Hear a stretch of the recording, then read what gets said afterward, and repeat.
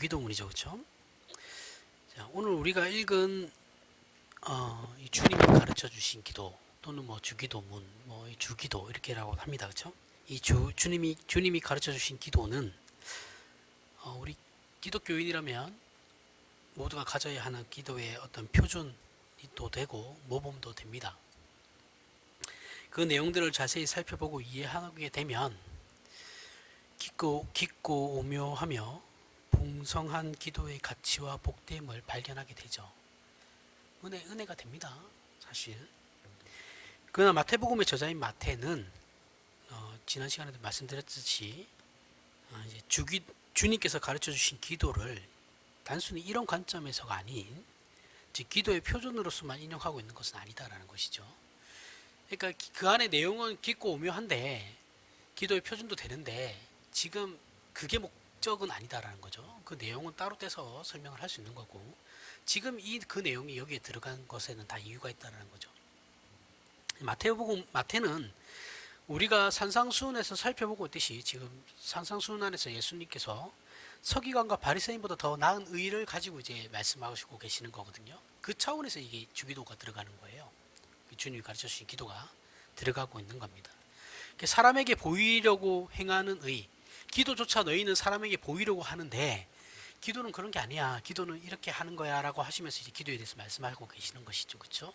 그리고 나서 14절 15절이 나오는 거예요. 오늘 말씀에. 이 문맥적으로 성경을 봐야 됩니다.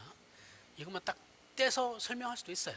그 주기도를 깊이 이해하려면 그렇게 할 수도 있는데 지금 우리가 하려고 하는 것은 마태복음의 전체적인 내용인 것이죠. 그렇죠?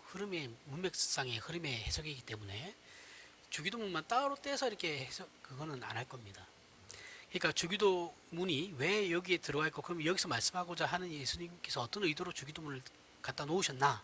이걸 지금 우리는 생각을 하는 거예요. 자, 이런 것을 그러니까 바리새인보다 서기관보다 더 나은 의와 사람에게 보이려고 행하는 의를 비판하시는 예수님, 그것을 설명하기 위해서 주기도문을 주기도문을 말씀하셨고, 즉 이건 하나님 앞에서 정당하고 인정받는 의란 무엇인가에 대해서 이제 말씀을 하시려고 하시는 거죠, 그렇죠? 그걸 설명하려고 지금 주기도문을 갖다 놓으신 거예요. 이걸 증명하는데 이 기도문을 인용하고 계시다라는 것이죠. 따라서 우리는 주기도문만 따로 떼어서 아까도 얘기했지만 그 내용을 적극적이고 디테일하게 단어 하나하나까지 파헤쳐가면서 이렇게 해석할 수 있어요. 해석하고 있고 물론 그것은 은혜가 됩니다. 하지만 지금은 우리가 그 작업을 하려는 건 아니에요. 그 설명을 하려는 것도 아닙니다. 자, 우리가 앞에서 살펴본 것처럼 기도가 무엇인가? 기도라는 종교 행위로 사람이 자기 증명으로 가는 많이 그러잖아요. 그렇죠? 우리는 기도하는 것이 내 자랑일 때가 되게 많아요. 그렇게 자기 증명으로 가는 잘못된 것을 예수께서 주기도문을 통해서 어떻게 교정하고 계시는가? 고치려고 하시는가? 그걸 봐야 된다는 거죠. 그러니까 하나님 앞에서 정당한 기도의 자세란 그러면 무엇인가? 이 부분에 대해서 지금 예수님은 설명을 하시려고 하는 거예요. 이게 문맥상 옳은 해석이라고 보아집니다. 자, 이것은 주기도문과 바로 이어지는 14절부터 15절, 그죠? 주기도문이 끝나자마자 14절, 15절의 내용이 나오죠. 뭐라고 나오냐면 너희가 사람의 잘못을 용서하면 너희 하늘 아버지께서도 너희 잘못을 용서하시려니와 너희가 사람의 잘못을 용서하지 아니하면 너희 아버지께서도 너희 잘못을 용서하지 아니하시리라 라고 말씀하시는 부분에서 분명히 나타나고 있어요. 그러니까 여기까지를 읽어야지 여기까지 해석을 해야 되는 거예요. 주기도문을 해석하려면. 여기서 이제 예수님께서 주기도문을 하자마자 이 14절, 15절을 말씀하신 이유가 있다는 거죠. 이게 거의 결론이거든요. 주기도문에. 자, 이것을 그 위에 12절에 나오는 내용, 12절, 오늘 위에 12절 나오죠. 그렇죠? 12절에 나오는 우리가 우리에게 죄 지은 자를 사하여 준 것 같이 우리 죄를 사하여 주셨고를 중심에 두고 확대해서 말씀하시는 거죠. 그죠? 12절과 14절, 15절이 같은 내용이잖아요. 그죠? 근데 12절을 해석하면 이제 14절, 15절이 되는 거예요. 자, 그럼 14절, 15절의 말씀이 이 14절과 15절, 주기도문이 끝나자마자 나오는 14절과 15절의 말씀이 굳이 주기도문 다음에 붙어야 하는 이유가 무엇인가? 라고 생각했을 때 이 주기도문을 인용해서 사람에게 보이려고 하는 의, 그래서 정당한 태도나 신앙이 자기 치상으로 가는 것을 막기 위해서 예수님께서 지금 말씀하고 계신 거죠. 자, 우리가 남의 잘못을 용서할 수 있는 것은 조건이 필요합니다. 우리가 다른 사람의 잘못을, 다른 사람이 나에게 잘못한 것에 대해서 용서할 수 있는 것을 두 가지 조건이 필요해요. 용서하는 데 있어서 두 가지 조건이 필요한데, 막연한 용서는 없어요. 분명히 어떤 명분이 나에게도 있어야 돼. 그 사람을 용서할 수 있거든요. 명분 없이 그냥 용서하는 거는 그런 게 있나요? 그죠? 용서는 다 이유가 있는 겁니다. 근거가 있어야지 용서가 돼요. 첫 번째가 뭐냐면, 그가 그 잘못을 저지를 만하다고 인정할 때죠. 아, 저 사람이 그럴 만해. 그래, 그럴 수 있지. 저 사람의 저런 상황이면 그럴 수 있지. 그죠? 이게 내가 납득이 됐을 때, 이해가 됐을 때 그 사람을 용서가 가능하죠. 그죠? 그렇다고 해서 완전히 감정적으로 용서되는 건 아니에요. 그죠? 이성적으로는 용서가 되지만 용서를 시작하는 거죠. 그렇게. 자, 용서가 시작되는 겁니다. 용서가 완전히 이루어지는 게 아니고, 이루어지는 거는 시간이 많이 걸리죠. 자, 여기서부터 시작되는 거예요. 그런 일을 저지를 만한 연약함도 있고 부족함도 가진 자이기 때문에, 그죠? 그 사람이 그것을 가졌다라는 그 이해가 우리에게 있을 때 그를 용서할 수 있는 것이죠. 두 번째는 뭐냐면, 자, 그가 연약함이나 부족함이라는 실력의 문제가 아니라, 단순히 그 사람의 어떤 연약함이나 그 부족함이 아니고 성품적 차원에서 고의로 나를 해치려고 했다면, 저 사람이 일부러 나에게 그렇게 했구나라고 했을 때, 그럼 우리는 어떻게 이해를 해야 되느냐라는 거죠. 자, 첫 번째는 고의성이 없고 실수라고 생각했을 때고, 두 번째는 고의로 나에게 그렇게 했을 때. 그럼 우리는 이제 이때도 명분이 필요해요. 근거가 필요하죠. 자, 인간이라는 존재의 본질적인 차원에서 인간은 선한 일이나 의로운 일을 하는 것보다 악한 일을 행하는데 그 본성이 더욱 발달되어 있다는 것을 알면 됩니다. 그걸 알고 사람의 마음이 전적으로 부패하였다는 것을 완전히 이해하고 있어야 돼요. 우리라는 존재는 죄성으로 말미암아 그 어떤 우리에게서는 선함도 나오지 않는다는 것을 이해하고 있어야 돼요. 완전히 이해하고 있어야 돼요. 그렇기 때문에 저 사람도 그럴 수 있다라는 이해가 있어야 된다는 거죠. 그럴 때 우리는 상대방을 용서할 수 있어요. 그죠? 이게 제가 말은 쉽게 해요. 안 됩니다. 근데 그죠? 잘 안 돼요, 이거. 잘 안 되지만 저도 안 돼요. 안 되는데 저라고 왜 싫은 사람이 없겠습니까? 싫은 사람 많습니다. 저도. 꼴보도 보기 싫은 사람도 있어요. 그런데 어쨌든 저한테는 짐이죠. 그러한 것들도. 그죠? 왜냐하면 성경이 가르치는 건 그게 아니니까. 나의 한계를 인정하고 넘어가는 거죠. 이런 식으로 우리는 계속 나아가는 겁니다. 하지만 그 자리에 머무르는 건 안 돼요. 한계를 인정하고 한 걸음씩 나아가야 되는 겁니다. 나의 부족함을 인정하고 나아가야 되는 거예요. 후퇴해서도 안 되고 제자리에 있어서도 안 돼요. 기독교인은 그렇게 하면 안 됩니다. 조금씩이라도 나아가야 돼요.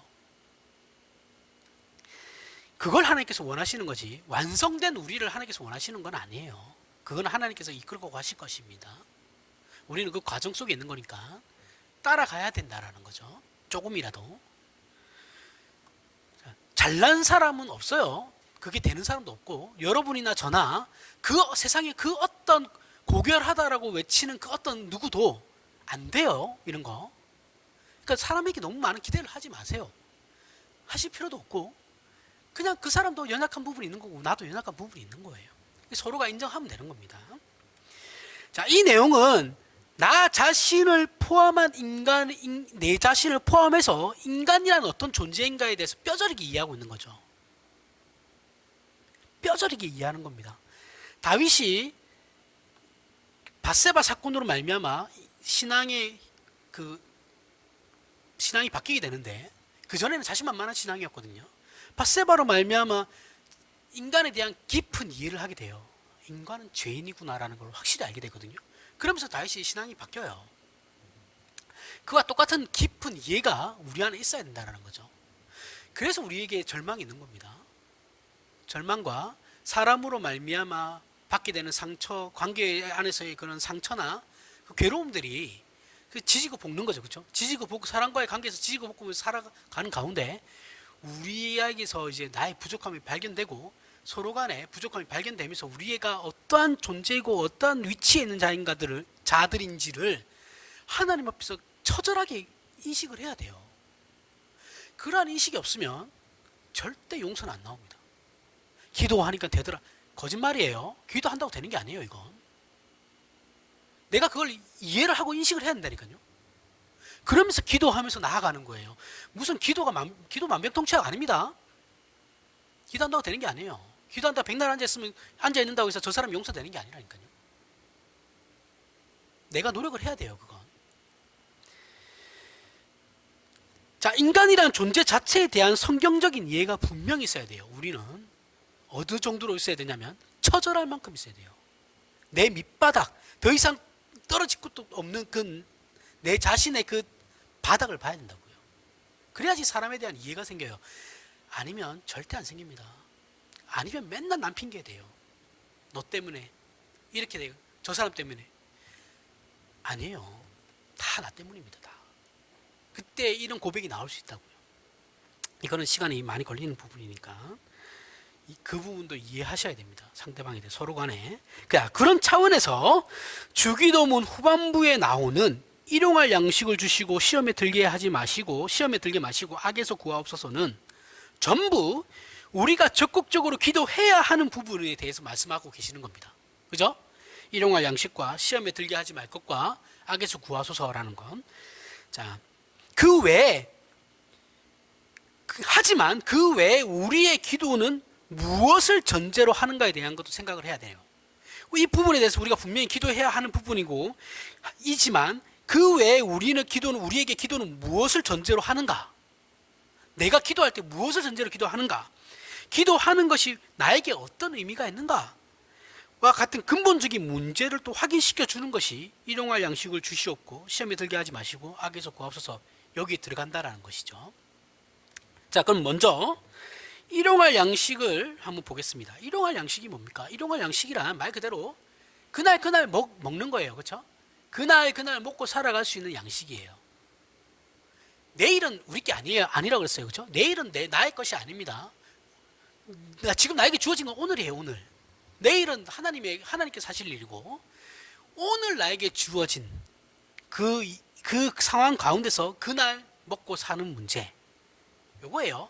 그리스도인은 이거 이상 바라는 건 욕심이에요. 무조건 욕심입니다. 하나님께서 우리에게 복을 주시는 건 일용할 양식이에요.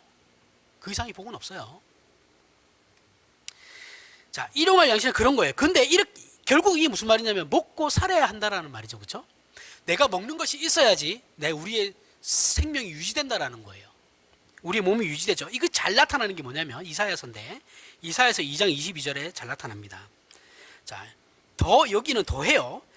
자, 너희는 인생을 의지하지 말라. 그의 호흡은 코에 있나니 새말 가치가 어디 있냐. 자, 여기는 숨 쉬는 것까지 얘기해요. 그렇죠? 우린 지금 먹는 걸 얘기하고 있는데 이사야는 숨 쉬는 것을 얘기하고 있어요. 자, 결국은 무슨 말이냐면 먹는 것, 숨 쉬는 것 결국은 뭐냐면 사람은 숨을 쉬어야 살 수 있는 것이고 먹어야 살 수 있는 거예요. 그렇죠? 우리 안에 내 스스로 필요한 것을 우리 몸 안에서 만들어내지 못해요. 외부로부터 뭐든지 다 공급되어야 하는 것이죠. 그렇죠? 공기도 공급되어야 하는 것이고 먹는 것도 외부로부터 우리 안으로 공급되어야 하는 겁니다. 먹어야 산다라는 것은 우리가 존재하고 우리의 생명을 유지하고 힘을 내기 위해서 외부로부터 무엇인가 어떻게 돼야 돼요? 주기적으로 계속 공급되어야 된다는 거죠. 자, 우리에게는 스스로 존재하거나 스스로 만족할 수 있는 실력이 없어요. 그런 능력도 없어요.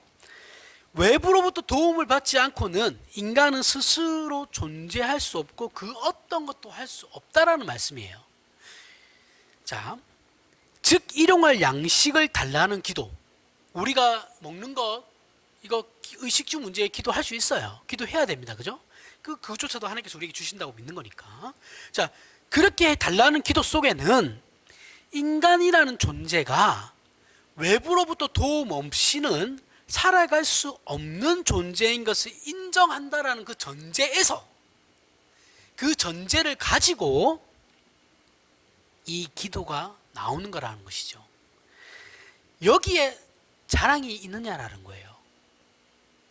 여기에 내가 기도를 몇 시간 했고 기도를 하루에 몇 번 하고 이런 자랑이 들어갈 수 있겠냐고요. 구걸하고 있는 입장이잖아요. 그죠? 하나님께. 구걸은 자랑이 아니잖아요. 그게 무슨 자랑이에요. 이 자랑하는 건 말이 안 되는 겁니다. 자, 두 번째로 시험에 들게 하지 마시고, 자, 시험이라는 것은 밖으로부터 일어나는 어떤 일, 자, 어떤 상황이 벌어졌어요. 어떤 일이 벌어졌는데 그 벌어진 일에 대해서 우리 안에서 정당하지 못한 삐뚤어진 반응이 일어나는 걸 말하는 거죠. 그죠? 그 상황을 그대로 받아들이지 못하고 빼딱하게 바라보는 거예요. 그게 시험인 거죠. 그죠? 자, 뭐 그냥 넘어갈 수 있는 일인데 우리가 빼딱하게 바라보면 항상 들보는, 내 눈에 있는 들보는 밖에서 생기는 것이 아니라 내 안에서부터 발생하는 거예요. 그죠? 내가 만들어내는 겁니다. 들보는. 티눈이라는 것도 내가 만들어내는 거예요. 그죠? 외부에서 들어오는 게 아니에요. 이런 건 외부에서 들어오는 게 아니에요. 이건 다 우리가 스스로 만들어내는 거예요. 빼딱하게 보는 거죠. 빼딱하게 보면 그 시험이 되는 거예요. 그죠? 지금은 아니지만 이제 옛날 자동차예요. 옛날 자동차 그 도난 방지 센서들이 있었어요. 고급차들에. 근데 이게 문제가 뭐냐면, 이게 소리에 너무 예민했던 거예요. 한때 그랬어요. 소리에 너무 예민해가지고 지나가는 사람이 박수만 쳐도 울렸었거든요. 그래서 막 온 동네 아파트가 막 다 울리고, 막 한 군데서 막 도난 방지 울리면 저쪽에서 저쪽 차도 울리고 막 이랬던 적이 있었어요. 지금은 안 그렇죠. 지금은 안 그런데 왜 그러냐 그러니까 이 센서가 너무 소리 민감하게 반응을 했던 거죠. 정상은 아닌 거죠. 그죠? 우리 안에 어떤 기능이 잘못된 겁니다. 그죠? 자, 야고보서를 보면, 야고보서 1장 13절부터 14절을 보면, 사람이 시험을 받을 때에 내가 하나님께 시험을 받는다 하지 말지니 하나님은 악에서 시험을 받지 아니하시고 친히 아무도 시험하지 아니하시니라. 오직 각 사람이 시험을 받는 것은 자기 욕심에 이끌려 미혹됨이니라. 자, 하나님께서 우리를 테스트하는 거하고 내가 유혹받는 건 달라요. 하나님께서 우리에게 테스트하는 거는, 시험하시는 내용은 그 내용 자체가 달라요. 근데 우리가 지금 이런 우리는 보통 시험받은 유혹에 넘어가는 거죠. 그죠? 뭐 돈이나 남자들 같은 경우는 여자나, 그죠? 이렇게 넘어가는 건 나의 문제예요. 내 죄의 문제고, 내가 아무것도 안 했는데 뭔가 나한테서 안 좋은 일이 일어나는 건 하나님의 어떤 특별하심이 있는 거겠죠. 그죠? 얘는 다른 겁니다. 자, 우리 인간은 전적으로 타락하여 부패했기 때문에 선한 것을 보고 도전받거나 악한 것을 보고 물리치는 그런 신실하고 거룩하며 의로운 조절 기능은 우리에게 없어요. 진짜에게는 물론 있는데 그런 걸 이룰 수 있는, 이겨낼 수 있는 그런 실력은 우리에게 없습니다. 그래서 우리 인간은 선한 것을 보고도 악한 도전을 받아요. 악한 것을 보면 더더욱 악이 기승을 부리게 만들죠. 그죠? 자, 사람이라는 건 되게 웃겨요. 우리는 사회 제도가 너무 안 좋아가지고 뒤집어 엎죠. 혁명을 일으켜요. 그죠? 혁명을 일으키면서 우리는 또 어떻게 합니까? 좋은 세상 만들어 보자고 하면서 사람들 다 죽여버리죠. 그죠? 프랑스 혁명이 그랬잖아요. 민주주의의 꽃이라고 하는 그 혁명이 사람들 얼마나 많이 죽였습니까? 기독교에서는 솔직히 프랑스 혁명 별로 인정하지 않거든요. 저희는 혁명을 인정하지 않습니다. 우리는 개혁을 하려고 하는 것이지 혁명을 지지하진 않아요.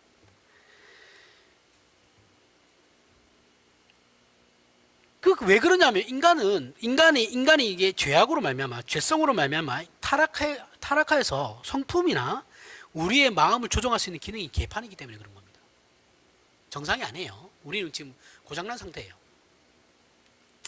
예쁜 꽃밭이나 눈이 많이 내린 곳을 보면 예쁘다고 그냥 가는 사람은 잘 없어요.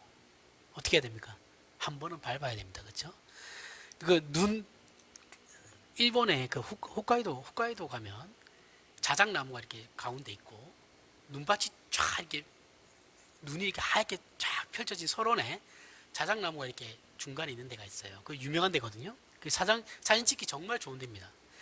그래서 멀리서 이렇게 찍어야 되는데 꼭 우리나라 사람이나 이제 중국 사람들 가서 거기를 휘저어요. 눈밭을. 휘졌다 하면 중국 사람 아니면 우리나라 사람입니다. 그렇다라는 거예요. 그냥 일본 사람들은 이제 그걸 아니까 그 관광지니까 그렇게 안 하죠. 자기네들 동네니까. 근데 꼭 그 휘저은 사람들은 우리나라 사람 아니면 일본 중국 사람이라는 거예요. 그 동네는 또 비싼 동네라 중국 사람들은 잘 안 간대요. 그럼 우리나라 사람들입니다. 그렇게 하고 싶어 한다라는 거죠. 이 상태에서 지금 눈이 싹 왔으면 나의 족적을 남기리라 하고서 막 밟잖아요. 그죠? 와, 예쁘다고 끝나는 사람 잘 없습니다. 이게 남 잘 되는 걸 못 보는 거와 똑같은 거죠. 이게 우리라는 존재라는 거예요. 인간이라는 존재에 대해서 깊이 있는 어떤 이해가 있어야 된다는 거죠. 자, 우리 주변에서는 한 번씩 일어나지만, 제가 자주 인용하는 또 뭐 예화이기도 하고, 드라마에서도 자주 사용되는 이제 소재인데, 부부 싸움의 1등 공신이 동창회 갔다 와서, 그죠? 비교하잖아요. 비교하면서 싸움이 시작되는 겁니다. 그죠? 누구네 남편은 안 그렇다더라. 뭐 이번에 승진했다더라.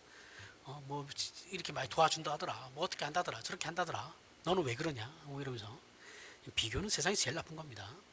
비교는 하면 안 돼요. 뭐 싸우더라도 비교는 하지 마십시오. 그 비교해가지고 자기보다 잘난 사람하고 비교되면 다 꿀리죠. 뭐 거기에 뭐 안 꿀릴 사람은 누가 있겠어요? 자, 어렸을 때 대충 이유는 그런 거죠. 뭐 어렸을 때 자기보다 공부도 못했고 못났는데 더 잘된 부자 남편 만나가지고 뭐 더 잘 나간 사모님 소리 듣고, 아니면은 사회적으로 진출해가지고 커리우먼이 돼가지고 더 잘 나가고 뭐 이런 거 막 질투해가지고, 그죠? 우리 안에 어떤 진실함이나 의로움이나 선함은 없어요. 그런 의미에서 우린 다 그렇습니다. 뭐 누가 더 그렇다 이거 아니에요. 지금 저를 포함한 여기 앉아 계신 모든 분들이 포함되는 거예요. 다. 자, 인간이라면 누구나 다 너나 할 것 없이 모두가 꾸부러뜨리고 싶어하고 파괴하고자 하는 못된 심성을 가지고 있어요. 사람은 다 그렇습니다. 다. 어떤 사람이 더 특별하다 이런 거 아니고 다 똑같아요. 다 똑같습니다. 이건 인간의 타락과 부패에 대해 조금만 관심을 가지고 관찰을 하면 알 수 있어요. 오늘부터 이제 관찰해 보십시오. 딴 사람 관찰하지 말고 나를 관찰하시면 됩니다. 나를. 내 자신을. 거울 보면서 하루를 이렇게 자기 전에 누워가지고 내가 하루 종일 어떻게 무슨 말을 했고 어떻게 살았나를 한번 생각해 보십시오. 부끄러워집니다. 그러면.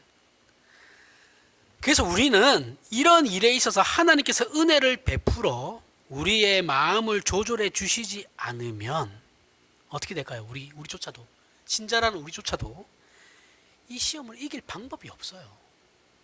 그죠? 성령 하나님이 우리 안에서 활동하시지 않는다면, 역사하지 않는다면 우리 신자라고 할지라도 그런 시험을 이길 수가 없습니다. 어떻게 이기겠어요? 우리 안에 그런 게 아예 없는데. 자, 세 번째로 악에서 구하시옵소서. 이건 마찬가지입니다. 악이라는 것은 시험과 구별해 보면 어떤 세력이에요. 세력으로서의 악입니다. 악의 공격을 말하는 것이죠. 자, 우리는 우리 안에 건강하고 신실하며 의로운 심성이 없는 것과 마찬가지로 우리에게는 건강한 생각이나 의나 거룩을 행할 능력과 의지도 없다라는 것을 아셔야 됩니다. 누가복음 22장 31절부터 32절을 보겠습니다. 이 내용은 예수께서 제자들에게 당신님이 십자가에서 죽을 것이라고 이제 말씀하셨음에도 불구하고 제자들이 서로 자기를 높은 자리에 앉게 해달라고 다투다가 혼나는 장면이에요. 꾸중을 듣는 장면입니다. 자, 예수님께서 말씀하시죠. 시몬아 시몬아, 베드로예요. 보라, 사탄이 너희를 밀가부르듯 하려고 요구하였으나 그러나 내가 너희를 위하여 내 믿음이 떨어지지 않기를 기도하였노니 너는 돌이키고 킨 후에 내 형제를 굳게 하라. 여기서 밀가부르듯 한다라는 것은 이제 저보다 뭐 농사 지으신 분들이니까 더 잘 아시겠죠, 그렇죠? 키질하는 거죠, 키질. 키질 해가지고 이제 뭐예요, 이제 그걸 까분다 그러죠, 키질하는 거. 자, 그러면 알곡만 남게 됩니다. 바람에 주적인 껍질들은 날아가고. 자, 이 말은 악한 세력이 우리를 공격할 때는 우리가 그 앞에 까불림 당할 정도밖에 안 된다라는, 우리는 그런 존재밖에 안 된다라는 거예요. 예수 그리스도의 이름으로 명하노니 안 돼요. 그거는 예수님을 통해서 우리가 하는 거고, 내가 어떤 능력이 있어서 그 악의 세력을 이길 수 있는 힘은 하나도 없습니다. 없어요. 진짜 하나님을 의지했을 때 가능한 거고, 하나님께서 나를 통해서 역사하시는 거지, 내가 그냥 말만 예수 그리스도 이름으로 명하노니 한다고 되는 일이 아니에요. 그건 될 일이 그렇게 되는 게 아니에요. 이상한 사람들 이상한 소리 하는데 넘어가지 마십시오. 우리는 악한 세력을 이길 수 없어요. 절대 못 이깁니다, 사람은. 이걸 어떻게 이겨요? 영적인 존재인데. 못 이겨요. 예수님께서 너희는 그 정도 존재밖에 안 된다, 그들에 비하면 그 정도밖에 안 되는 애들이야, 이거예요. 상대가 안 된다라는 말씀이에요. 예수님께서 앞으로 제자들이 자신을 배신하고 도망갈 것이라고 말씀하셨을 때 베드로가 뭐라 했습니까? 자기는 죽어도 아니라고 그랬어요. 그렇죠? 죽어도 배신 안 할 겁니다. 저는 예수님 죽는 그 순간까지 따라가겠습니다. 그래서 예수님께서 베드로에게 네가 닭이 세 번 울기 전에 나를 부인할 거다 말씀하십니다. 또 절대 아니라고 합니다. 아니에요. 저는 절대 아닙니다. 저는 따라갈 겁니다. 예수님 죽는 그 순간 함께 죽을 겁니다. 막 이렇게 얘기해요. 확신했어요. 그리고 예수님께서 잡히시던 밤에 다른 제자들은 다 도망가고 베드로는 쫄래쫄래 예수님 따라갑니다. 그죠? 몰래. 그러다가 발각되자 예수님을 부인해요. 한 번, 두 번 부인하고 세 번째는 저주하면서 맹세까지 합니다. 그리고 닭이 울었어요. 베드로가 아차 싶었죠. 현자 타임이라고 그러죠, 요즘 말로. 그렇죠? 현타 왔죠, 현타. 현타 와가지고 예수님 말씀하신 게 막 생각이 난 거예요. 그래서 어떻게 했습니까? 밖에 나가서 그냥 울었죠. 할 수 있는 게 우는 것밖에 없었어요. 쥐구멍이라도 들어가고 싶었겠죠, 그렇죠? 왜 울었습니까? 그럼 베드로가 왜 울었을 것 같아요? 창피한 것도 창피한 건데 이건 창피한 문제가 아니에요. 지금은 자기가 소원하고 맹세한 것을 스스로 지킬 실력이 없다는 것을 알게 되었다는 자기 자신의 그 비참함 때문에 그런 거예요. 내가 말한 것조차도 내가 실행을 할 수 없는 존재이구나. 거기서 자신의 비참함과 자신의 바닥을 본 거예요. 우리 정치인들 이런 거 많이 보죠, 그렇죠? 정치인들 보면 자신이 말한 것도 못 지키는 사람도 많잖아요, 그렇죠? 근데 정치인 욕할 게 아니에요. 마찬가지입니다, 우리도. 인간은 좋은 마음을 가지는 것도 불가능하지만 좋은 마음을 지킬 힘과 실력도 없다라는 거예요. 네가 문제가 아니고 내가 문제야예요.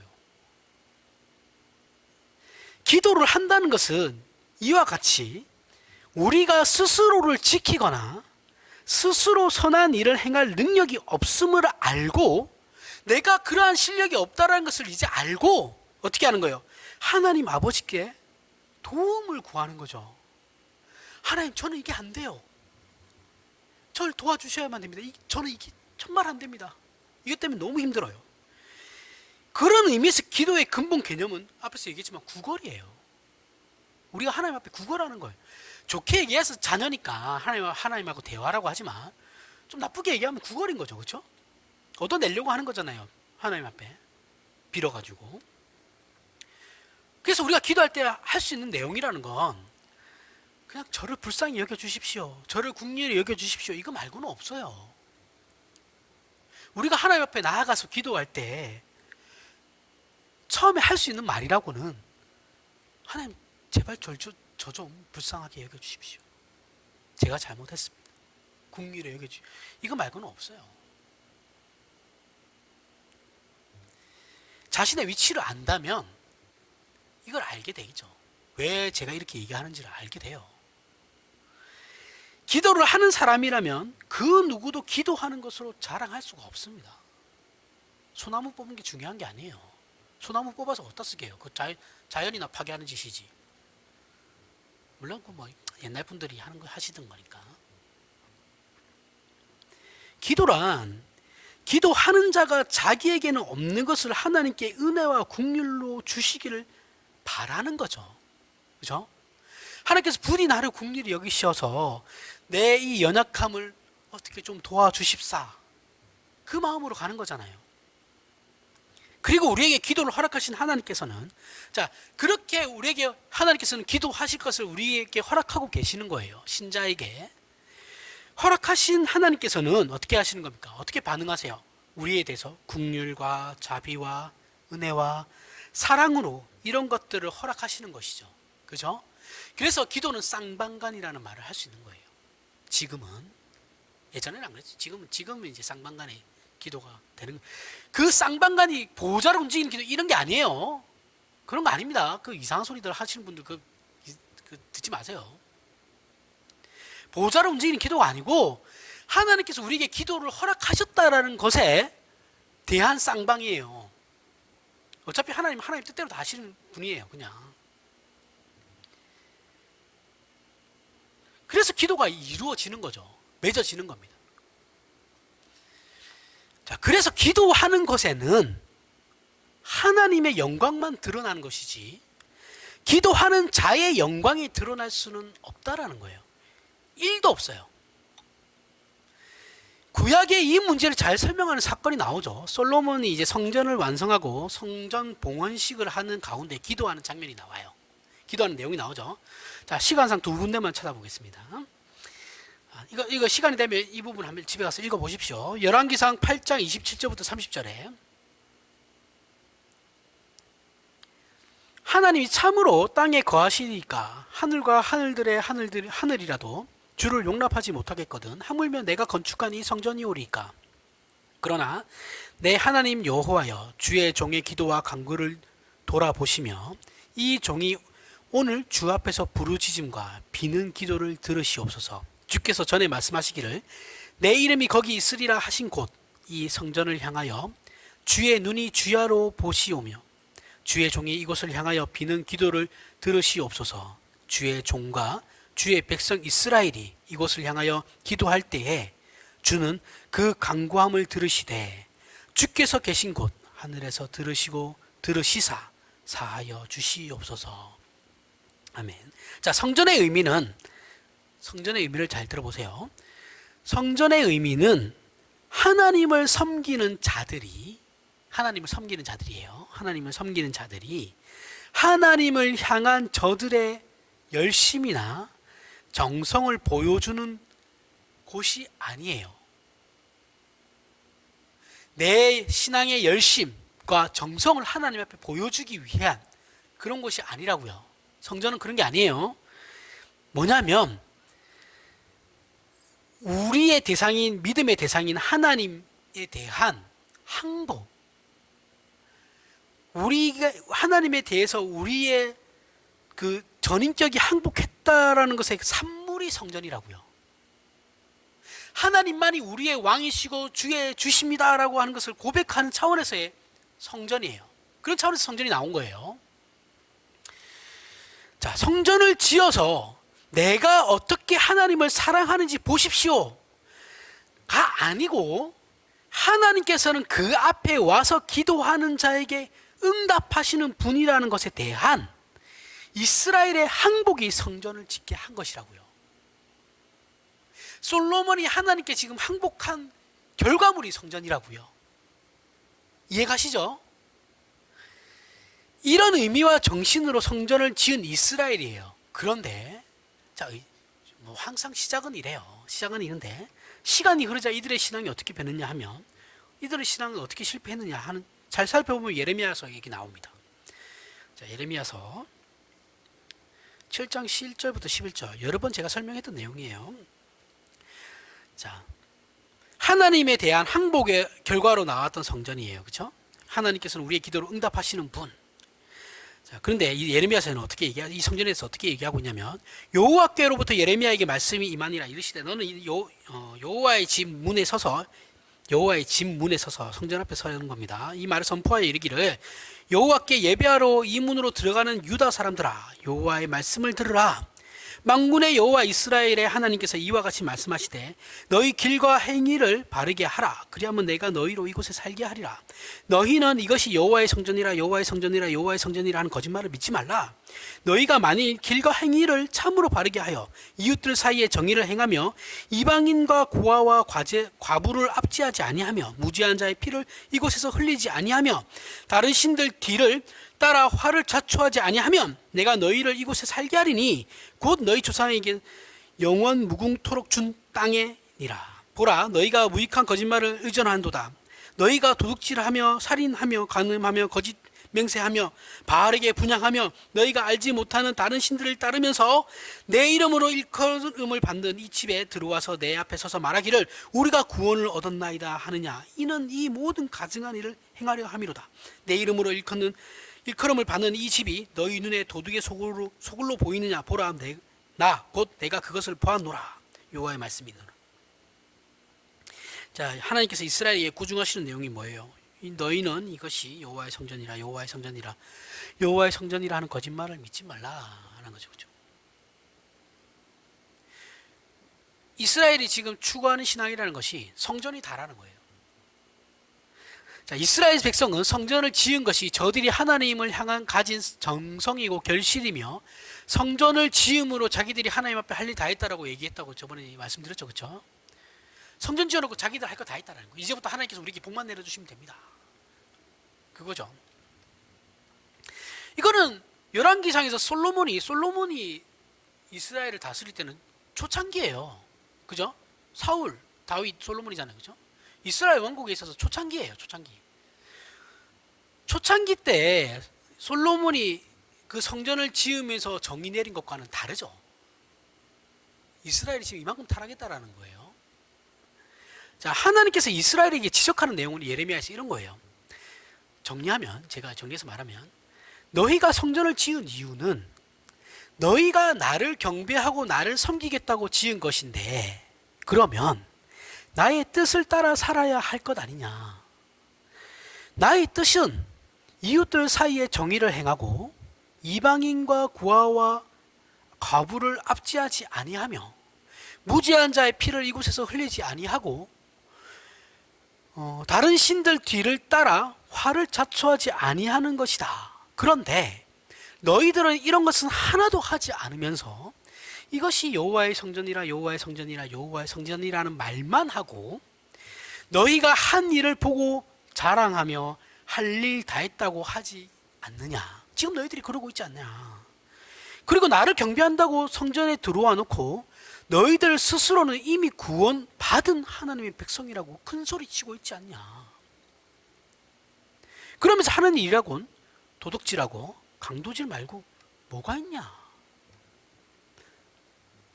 한국 교회가 떠오르지 않습니까? 딱 한국 교회가 여기 다 들어가죠. 안 들어가는 데가 없어요. 지금 큰일 났습니다. 큰일 났어요. 성전을 지은 것이 이스라엘 백성의 신앙의 공적이 되어버렸어요. 자신들의 공로예요. 하나님께 점수 따는 하나의 조건이 되어버린 거예요. 하나님께서 언제 성전 지으라고 했습니까? 지네들이 짓겠다고 빠락빠락 우겨가지고 지은 건데. 기도도 마찬가지죠. 나는 하루에 몇 시간 기도한다. 나는 한 달에 한 번씩은 금식 기도한다. 뭐 이런 행위가 하나님을 만나러 가서 그 앞에서 자신을 겸손히 엎드린 것이 아니고 그의 말씀을 듣고 그 앞에 긍휼을 구하러 간 것이 아니라 결국 자기 자랑인 거죠. 그죠? 신앙이란 궁극적으로 하나님 앞에 용서를 구하고 도우심을 구하는 것이거든요. 이게 신앙의 근본이에요. 기본이에요. 기본. 그 이유가 뭡니까? 앞에서 얘기했듯이 우리는 우리 스스로 우리의 필요성을 만들어내지 못해요. 우리의 생명을 우리 스스로 지키지 못해요. 내일은 나의 것이 아니라니까요. 그래서 오늘 본문에 예수께서 일용할 양식을 주시고 시험에 들게 마시고 악에서 구하옵소서라고 말씀하신 것은 우리의 생명을 우리가 지키지 못하고 우리의 마음을 우리가 다스리지 못하며 악한 세력에 무력하고 철저하게 무력하고 이길 힘도 없는 존재라는 거예요. 그걸 말씀하시는 거예요. 그리고 우리가 아무리 거룩하게 되고자 하는 소원을 가졌다 해도, 내 안에 그런 소원을 가졌다고 해도 우리는 스스로 그것을 이룰 실력이 없다라는 거예요. 어떻게 보면 잔인한 말씀이죠. 그죠? 너희는 진짜 아무것도 아니야. 그거거든요. 너희는 내가 없으면 아무것도 아니야. 그냥 죽기 위해 사는 존재들이야. 그래서 오늘 본문에 예수께서 아니죠. 자, 우리가 하나님의 자녀로 가져야 하는 그 어떤 내용이나 목표도 하나님의 은혜와 긍휼과 자비를 베푸시기를 구하는 입장에서 엎드려 빌어서 받아내야 하는 겁니다. 그게 우리란 존재예요. 그리고 그 하나님 앞에 엎드릴 수 있는 자격을 예수 그리스도 때문에 주어진 거라고요. 내가 뭐가 잘났다고? 그러면 내가 할 수 있는 게 뭐예요? 나로 말미암아 하나님 앞에 뭐 얻을 수 있는 게 하나도 없어요. 근데 우리는 그걸 자랑하고 있다니까요. 바보들이에요, 바보들 다. 이게 말이 되냐고요. 아무리 생각해도 그게 말이 안 되는데.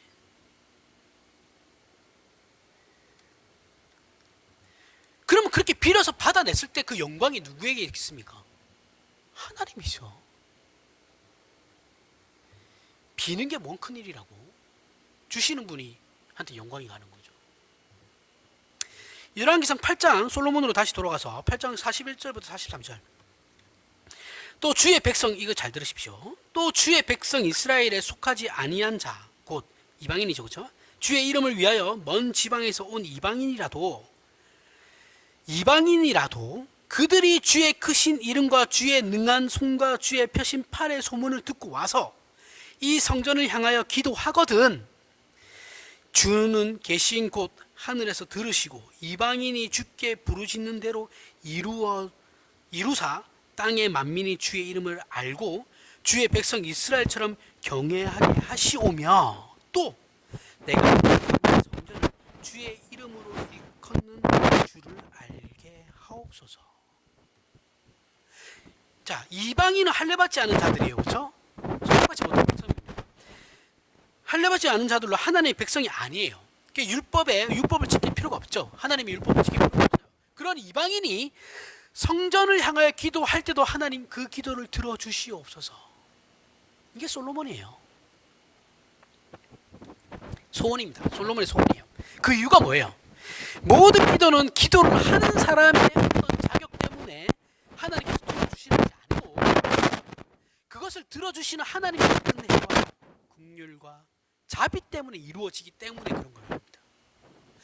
이방인이라 선택받지 못한 사람들이라 할지라도 하나님의 율법을 지키지 않는 자들이라 할지라도 그가 하나님께 기도했을 때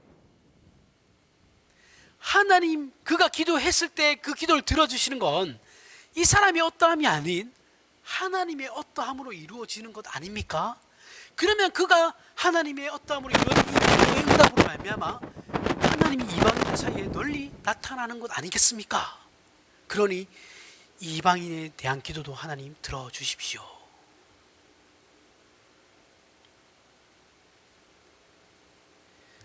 자, 우리 이슬람 싫어하잖아요, 그렇죠?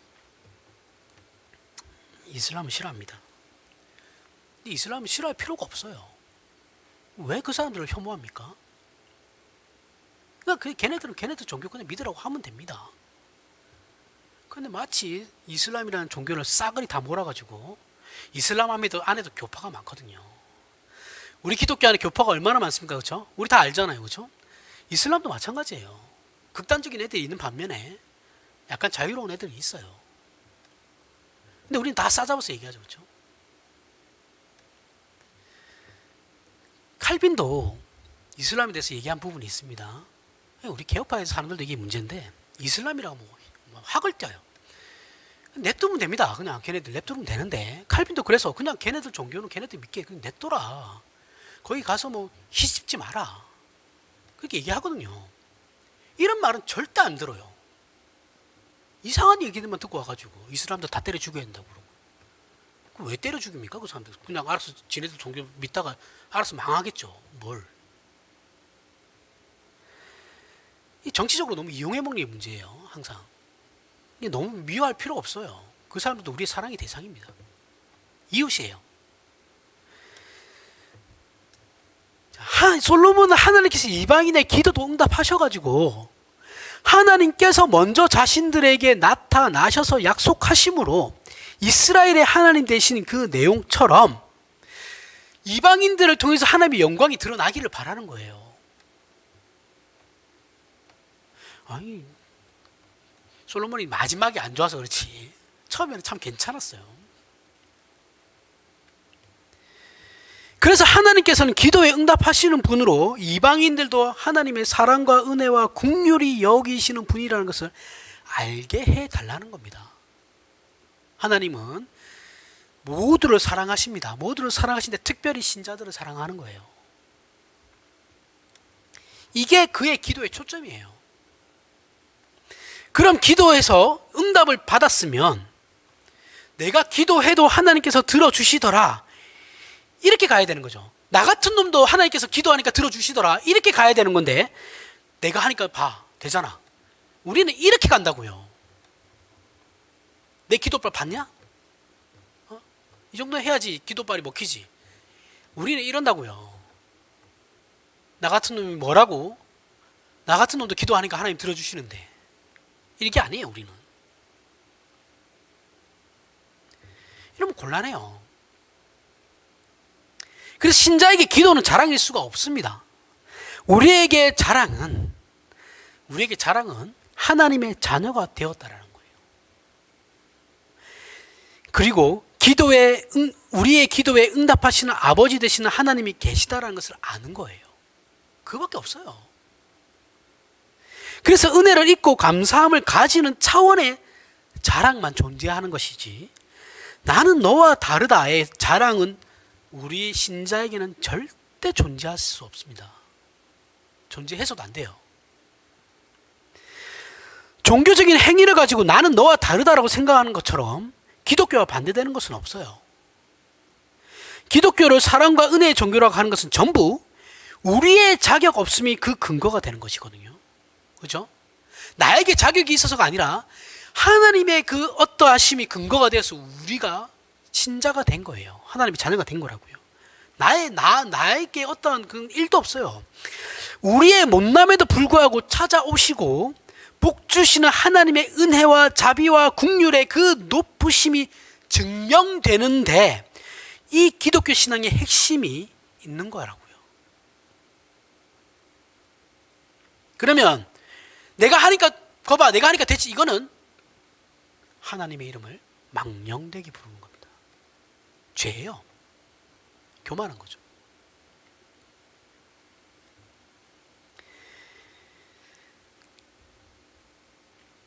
그런 의미에서 오늘날 한국교회는 정말 잘못된 방향으로 계속 가고 있어요. 이게 정말 걱정이 됩니다. 이제는 어디까지 갈지 모르겠어요. 한국교회의 신학적인 문제와 내부의 문제도 크지만 한국교회가 너무 이념적으로 극우화된 것도 이게 제일 큰 문제예요. 그래가지고 어떻게 하냐면 몰상식으로 가요. 몰상식, 비정상, 비정상, 상식이 없어요. 한국교회. 지네들이 그냥 다 맞아요. 그냥 다 맞대. 그래서 자기네들은 경찰을 때려도 되고 폭력을 써도 된대. 길거리에 오줌을 싸도 되고 똥을 싸도 된대요. 하나님의 일이라고 하는 거예요. 그러면서 어떻게 해요? 몰상식, 우월감, 반지성, 거짓선동, 그죠? 그러면서 우리 이웃들에 대해서 문제를 막 일으키죠. 성경이 말하고 있는 거하고는 지금 솔로몬이 지금 얘기하고 있는 거랑 완전 다르죠. 그죠? 자유주의 신학은 논외입니다. 항상 우리의 관심사가 아니에요. 저는 보수 기독교를 얘기하는 겁니다. 이 문제예요, 진짜. 한국 교회는 한국 사회에서 기득권과 번영을 위해서 더 이상 기도하면 안 돼요. 왜 교회가 자꾸 힘을 가지려고 합니까? 왜 교인이 되면 힘을 가지려고 해요? 자꾸. 그럴 필요가 없어요. 이런 기도를 할 게 아니라 우리가 지금 행하고 있는 이 잘못된 것들을 가지고 하나님 앞에 회개하고 기도를 해야 된다고요. 신앙도 그렇지만 너무 잘못된 길로 가고 있어요. 기독교는 세상의 목소리를 내야 하는 건 맞아요. 맞습니다. 세상의 가치에 반대하는 부분에 대해서는 분명하게 반대를 해야 돼요. 동성애는 죄입니다. 맞아요. 죄예요. 하면 안 돼요. 그렇지만 우리가 심판자로 하나님 앞에 부름받은 건 아니에요. 그죠? 심판은 하나님께서 하실 일입니다. 우리는 심판자가 아니에요. 그러니까 제발 보수니 진보니 어떤 이런 걸 떠나서 특정 진영의 이념적 정치 노름에 신자들이 더 이상 놀아나면 안 된다라는 거예요. 성경을 어떤 세상이 추구하는 어떤 하나의 이념 안에 집어넣으면 이건 성경에 오류가 일어나거든요. 성경은 세상이 얘기하고 있는, 진보가 얘기하고 있는, 보수가 얘기하고 있는 것들 다 얘기하고 있거든요. 지금 세상의 이념들이 어디를 기반으로 해서 나온 것이냐 하면 성경을 기반으로 해서 나온 거예요. 아이디어들이 다 나온 거예요. 공산주의가 그냥 나왔겠습니까? 마르크스가 아무 생각 없이 그냥 아이디어가 갑자기 판에서 빡 떨어져 가지고 공산주의를 만든 것 같아요? 아니에요. 마르크스의 아버지는 목사였어요. 어디에서 아이디어를 얻었겠어요? 초대교회에서 아이디어를 얻었겠죠. 당연히. 공동체 사회에서. 왜 그런 거는 무시하냐고요. 그런 소스들이 성경 안에 다 있어요. 자유에 대한 것도 있고 개인의 자유에 대한 것도 있고 공동체에 대한 것도 있다고요. 사회 복지에 대한 것도 있고 경제에 대한 것도 다 있어요. 그런데 왜 이걸 자꾸 성경을 가지고 지네들 이념에 이용해 먹냐고요. 이 나쁜 놈들이죠. 우리는 거기 휩쓸리면 안 된다라는 겁니다. 보수니 진보니 따질 게 아니고 우리는 그냥 성경적 세계관을 가지고 살면 돼요. 진보든 내가 지지하는 정당이 잘하는 건 잘한다, 못하는 건 못한다고 바르게 얘기해야죠. 무조건 편들라는 게 아니잖아요. 그렇죠? 저쪽이 잘하면 저쪽이 잘하네. 이쪽이 못하면 그쪽이 못하면 또 그쪽이 너네 좀 이상하다. 저쪽이 잘하면 또 저쪽 내가 지지하지 않는 정당이라도 잘하면 그래 잘하는구나. 못하면 비판해야죠. 당연히. 왜 근데 자기가 가지고 있는 이념 안에다 성경을 다 집어넣냐고요. 이단이죠. 이러면. 이웃 사랑은 하나도 없어요. 지네들끼리만 좋아요. 그냥 지네들끼리만.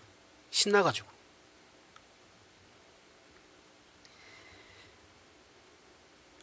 자, 이런 상황과 반대의 상황도 있어요. 이건 너무 지가 너무 잘났다라고 하는 거고. 반대의 상황은 뭡니까?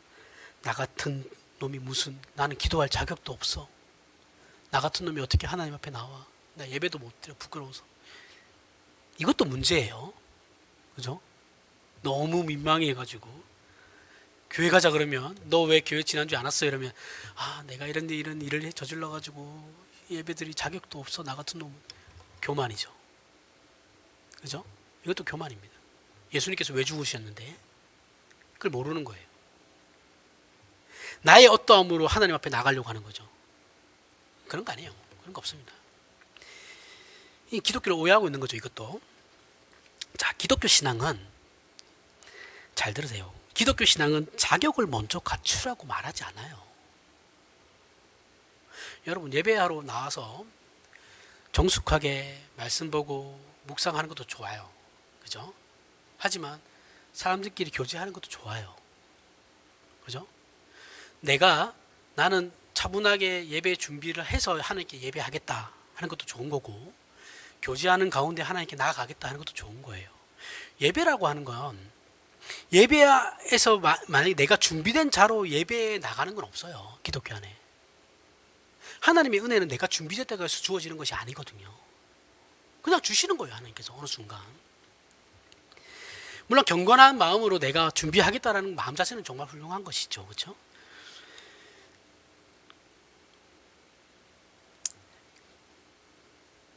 그래서 기독교는 언제나 자격을 갖추어서 하나님 앞에 나아가는 것을 경계시켜요. 우리에게는 그런 자격이 없어요. 우리는 진짜 단지 예수 그리스도 이름 때문에 가는 거예요. 그래서 기독교 신앙은 언제나 나 같은 죄인 살리신이라는 것이 나오는 겁니다. 왜 하나님 왜 나 같은 놈을 살리셨나요? 이런 이해할 수 없는 긍휼과 자비와 용서와 복주심이 언제나 기독교라는 종교를 가능하게 만드는 거예요. 그 이유는 뭐냐면 전부 하나님께 있죠. 근거가 우리 하나님은 은혜로우시고 자비하시며 노하기를 더디하시고 긍휼과 인자가 풍성하신 하나님이시기 때문에 그런 겁니다. 우리는 자꾸 이것을 놓치거든요. 겸손하게 하나님 앞에 나가야 되지만 뻔뻔하게 나가야 되는 거예요. 뻔뻔하다고 할 정도로 나가야 하는 겁니다. 그죠? 자, 기독교 신앙은 그 핵심이 나를 기준으로 하는 것이 아니라 하나님을 기준으로 하는 것이고, 우리가 죄 짓지 않고 열심히 신앙생활 해야 되는 것도 내가 자격을 갖추거나 나의 자랑을 위해서가 아니라 나를 사랑하시는 하나님의 기뻐하심이 소원이 되어 나타나는 행위인 것이죠. 그래서 우리는 이런 성경에 등장하는 신앙의 고백들이 얼마나 정확한 고백이며 또 오늘 우리가 이 고백에 참여해야 함을 마음으로부터 항복함으로 시편 100편을 결론으로 삼고자 합니다. 자, 여기 나오는 감사의 시가 얼마나 정확히 하나님의 자녀된 자들의 신앙상의 자랑과 기쁨을 대변하는지를 살펴보시길 바랍니다. 자, 주보 보시고 시편 100편 합독하도록 함으로 마치겠습니다. 시편 100편 1절부터 5절까지 시작. 온 땅이여 여호와께 즐거운 찬송을 부를지어다. 기쁨으로 여호와를 섬기며 노래하면서 그의 앞에 나아갈지어다. 여호와가 우리 하나님이신 줄 너희는 알지어다. 그는 우리를 지으시니요 우리는 그의 것이니 그의 백성이요 그의 기르시는 양이로다. 감사함으로 그의 문에 들어가며 찬송함으로 그의 궁정에 들어가서 그에게 감사하며 그의 이름을 송축할지어다. 여호와는 선하시니 그의 인자하심이 영원하고 그의 성실하심이 대대로 이리로다. 아멘. 기도하겠습니다.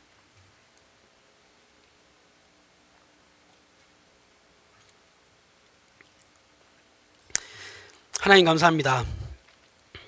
우리 하나님께서 우리를 어떻게 사랑하시며 우리의 못남에도 불구하고 복 주시기를 얼마나 기뻐하시는지 우리가 말씀을 통해 확인했습니다. 그리고 우리에게 허락하신 기도에 대한 정확한 자랑이 무엇인지도 확인했습니다. 담대하게 하나님 앞에 나아가되 언제나 감사와 찬송과 겸손으로 나아가야 한다는 것을 우리가 확인합니다. 우리의 전생에 걸쳐 하나님께서 우리를 지키시고 복 주신다는 것을 이제 알게 되었으니 핑계하지 않고 오직 하나님만을 의지하며 승리하는 저희들이 되게 하여 주시옵소서. 예수님 이름으로 기도합니다. 아멘.